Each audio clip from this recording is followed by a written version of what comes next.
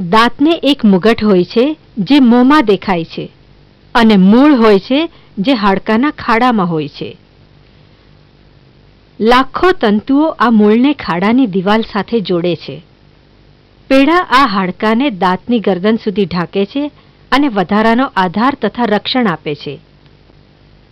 દાંત બરાબર સાફ ન કરવાથી પેઢા આગળ થર બાજી જાય છે, જેને પ્લાક અથવા છારી કહેવાય છે. આ છારીમાં નુકસાનકારક જંતુ હોય છે.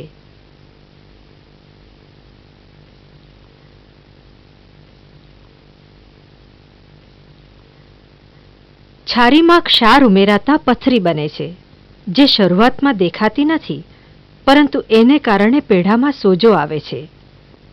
પથરી દાંતની સપાટી પર સખત રીતે ચોંટી જાય છે. આ તબક્કે આંગળીના સહેજ પણ દબાણથી પેઢામાંથી લોહી નીકળે છે.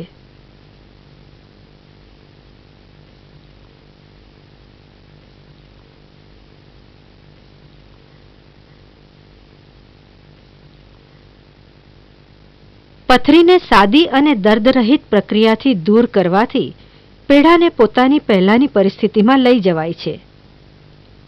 પેઢાની નીચેની પથરી કાઢવાથી થોડા સમય માટે લોહી નીકળવાનું વધે છે અને પથરીનો બિનજરૂરી ટેકો કાઢી નાખવાથી દાંત હળવા લાગે છે. જો કે સાફ કરવાનું કામ પૂરું થતાં દાંત તેમજ પેઢા થોડા જ દિવસોમાં પોતાની તાકાત અને આધાર ફરી મેળવી લે છે. જો પથરી ન કાઢવામાં આવે તો એના થર વધતા જાય છે અને દાંતને આધાર આપતા તંતુઓનો નાશ થાય છે, તેમજ હાડકાનું સ્તર નીચું જાય છે અને આથી દાંત હલવા લાગે છે. હાડકાના સ્તર પ્રમાણે સ્થાનિક બેહોશી આપી દાંતને પેઢાની શલ્ય ચિકિત્સા કરીને બચાવી શકાય છે, અથવા તો તમારે દાંત ગુમાવવો પડે છે.